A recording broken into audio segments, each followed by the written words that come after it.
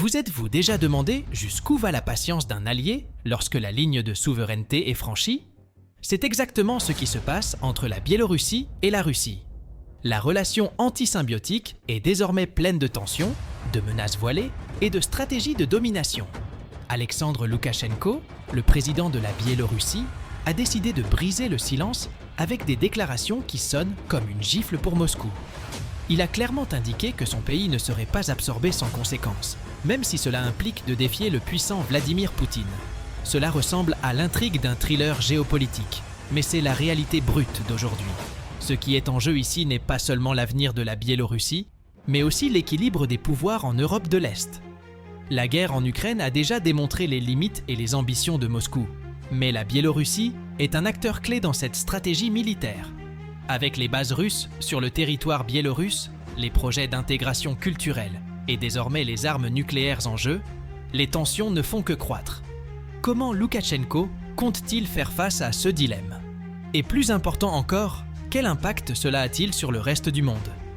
Comprendre ces dynamiques peut vous ouvrir les yeux sur des développements que les médias évitent souvent d'approfondir. Si vous souhaitez rester informé des développements militaires, de la stratégie russe et de tout ce qui se passe dans la guerre entre l'Ukraine et la Russie, abonnez-vous dès maintenant à la chaîne. C'est votre façon de soutenir un contenu qui va à l'essentiel, tout en garantissant l'accès à l'analyse qui compte. Après tout, une information de qualité mérite d'être valorisée. Et votre participation est le carburant qui nous permet de vous apporter le meilleur. Alexandre Loukachenko a surpris le monde en déclarant que la Biélorussie ne céderait pas à la Russie sans résistance. Il a souligné la souveraineté de son pays comme un principe inviolable, ce que de nombreux dirigeants hésitent à faire face à une superpuissance comme Moscou. Imaginez une petite ville décidant d'affronter un grand empire. C'est ainsi que beaucoup peuvent considérer la position de la Biélorussie, mais pour Loukachenko, cette position est une question d'honneur national. Il a déclaré publiquement que toute tentative d'annexion aurait de graves conséquences. Pour renforcer son argument, Loukachenko a utilisé des exemples pratiques. Il a mentionné que la Biélorussie possède sa propre identité, construite tout au long de son histoire, qui ne peut être effacée ou absorbée par une autre nation, quelle que soit son influence. Ce message rappelle que même les plus petits peuvent avoir une grande voix, à condition qu'ils soient prêts à défendre ce en quoi ils croient. C'est comme un enfant qui tient fermement son jouet préféré devant un adulte qui insiste pour le prendre. L'attachement est plus émotionnel que rationnel. Cependant, sa position n'était pas qu'un acte de défi, c'était aussi un signal d'alarme pour la Russie. Il a tenu à rappeler que la Biélorussie n'est pas un territoire vide à la disposition de Moscou, mais un pays doté de sa propre population et de sa propre culture. Cette tension entre les deux nations commence à brosser un tableau plus complexe, nous amenant à nous poser la question de savoir comment cette relation se développe dans le contexte de l'union d'États. Avez-vous déjà réfléchi à la façon dont ce partenariat peut être aussi compliqué qu'un mariage entre deux fortes personnalités? En parlant de l'union d'États entre la Russie et la Biélorussie, Loukachenko précise que cette relation n'est pas une fusion, mais un partenariat entre deux États souverains. Il a comparé le syndicat à une maison en construction, soulignant que pour être solide, elle a besoin de fondations bien définies. Toutefois, pour lui, ces fondements n'incluent pas l'effacement de l'identité biélorusse. C'est comme si deux familles décidaient de vivre sous le même toit, mais chacune conservant ses traditions et coutumes. Cette vision de la souveraineté est particulièrement pertinente en période de tension mondiale. Loukachenko a souligné que, malgré ses liens économiques et militaires, la Biélorussie ne devait pas être considérée comme une extension de la Russie. Il utilise l'expression « deux nations indépendantes » pour réaffirmer que le lien est coopératif et non subordonné. Cette approche est cruciale, surtout dans un contexte où la Russie cherche à consolider son influence dans plusieurs régions. Ici, le message de Loukachenko est clair. Le respect mutuel est la pierre angulaire de tout véritable partenariat. Cependant, cette relation présente des défis. Le concept de souveraineté au sein d'une union d'États semble contradictoire, surtout pour un pays comme la Russie, qui centralise souvent le pouvoir. Et puis la question se pose. Dans quelle mesure ce partenariat peut-il rester équilibré? Les conflits d'intérêts semblent inévitables, et Loukachenko sait qu'il doit renforcer sa position avant que la balance ne penche complètement du côté russe. Et c'est dans ce contexte que surgit sa critique de l'expansionnisme de Moscou. Loukachenko n'a pas mâché ses mots lorsqu'il a critiqué l'expansionnisme russe, évoquant l'exemple du conflit en Ukraine comme un avertissement brutal. Pour lui, l'idée d'annexer des territoires à la manière d'un jeu de société n'a pas de sens dans le monde d'aujourd'hui. Il a souligné que le coût d'une telle stratégie est extrêmement élevé, que ce soit en termes économiques, sociaux ou politiques. La guerre en Ukraine en est le meilleur exemple, avec ses conséquences dévastatrices qui vont bien au-delà du champ de bataille. Cette vision est plus qu'un discours, c'est un appel à la réalité géopolitique. Loukachenko a fait valoir qu'à l'ère moderne, les conquêtes territoriales n'apportent pas de réels avantages, contrairement aux années d'insurrection, de terrorisme et d'instabilité. Il a comparé cette approche à la plantation d'épines au lieu de fleurs. Vous pouvez même récolter quelque chose, mais ce ne sera que douleur et souffrance. C'est comme essayer de construire un château dans le sable. Cela peut paraître impressionnant au début, mais cela s'effondre avec la première vague de défis. Avec ce discours, Loukachenko se protège également contre d'éventuelles accusations de soumission à la Russie. En critiquant la stratégie de Moscou, il envoie un message non seulement au Kremlin, mais au monde, renforçant son indépendance. Cette position place la Biélorussie dans une position délicate, mais aussi stratégique, démontrant que la souveraineté du pays n'est pas négociable. Et cela nous amène à la question la plus sensible, celle de l'intégration complète de la Biélorussie à la Russie, ce que Loukachenko rejette catégoriquement. Loukachenko a clairement indiqué à quel point le ciel bleu est ensoleillé chaque jour. Une intégration complète entre la Biélorussie et la Russie est impensable. Il a même déclaré que cette idée était non seulement peu pratique, mais qu'elle déclencherait également une guerre. Une telle déclaration n'est pas faite à la légère, surtout si l'on considère le poids que Moscou exerce dans la région. C'est comme s'il traçait une ligne sur le sol et disait « Jusqu'ici tout va bien, mais ne dépassez pas cette limite ». Ce rejet reflète également la volonté du peuple biélorusse. Loukachenko évoque fréquemment le soutien de la population à la souveraineté du Bélarus, qu'il décrit comme une valeur fondamentale. Concrètement, il affirme n'avoir reçu aucun mandat pour promouvoir une fusion avec la Russie. C'est comme dire que la voix du peuple est son bouclier, et que tant que cette voix sera claire, la Biélorussie restera un État indépendant. Pour beaucoup, cette déclaration est plus que politique, c'est un symbole de résistance. Cette position soulève néanmoins des questions sur les limites de l'alliance avec la Russie. Loukachenko marche sur une corde raide, équilibrant la nécessité de coopérer avec Moscou et la préservation de l'autonomie biélorusse. Et c'est précisément dans ce contexte qu'apparaissent les détails du plan russe d'absorption de la Biélorussie, révélés dans des documents divulgués. Ces documents jettent un nouvel éclairage sur les intentions de Moscou et remettent en cause la résistance de Loukachenko. Les rumeurs sont devenues réalité lorsqu'un document divulgué a révélé le projet russe d'intégrer pleinement la Biélorussie d'ici 2030. Ce plan détaille une stratégie d'absorption méticuleuse, comprenant des mesures politiques, économiques et culturelles. C'est comme si Moscou jouait aux échecs, déplaçant les pièces avec précision pour transformer la Biélorussie en un autre territoire sous son influence directe. Loukachenko ne semble cependant pas disposé à respecter ces règles. Le document montre que la Russie considère la Biélorussie comme la prochaine étape logique après ses actions en Ukraine. Il évoque la création d'une monnaie unique, le renforcement des bases militaires russes sur le territoire biélorusse et l'alignement de la politique intérieure de la Biélorussie sur celle de Moscou. Il est impossible de ne pas rappeler le cas de la Crimée, qui a débuté par des mouvements similaires. Cela place la Biélorussie à l'épicentre d'un jeu de pouvoir qui pourrait redéfinir l'équilibre de la région. Pour Loukachenko, cette révélation est une alerte rouge. Même s'il a minimisé l'impact du document en public, le fait qu'il n'ait pas nié son existence en dit long. Cette tension place la Biélorussie dans une position vulnérable, notamment face aux ambitions de Moscou.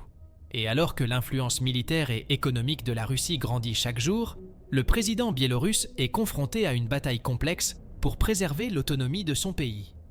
Le plan russe pour la Biélorussie comprend des mesures calculées pour accroître son influence militaire et économique dans le pays.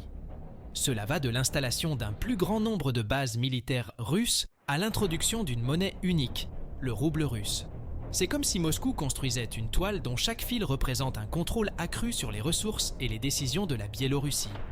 Loukachenko, à son tour, a fait preuve de résistance, mais l'étau semble se resserrer. D'un point de vue militaire, la présence russe en Biélorussie n'est pas seulement symbolique.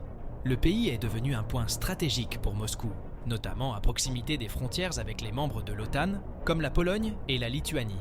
Par ailleurs, l'intégration des forces armées biélorusses avec l'armée russe est en cours sous prétexte de renforcer la sécurité mutuelle. Cette proximité soulève une question inquiétante. Dans quelle mesure la Biélorussie maintient-elle le contrôle de ses propres forces ?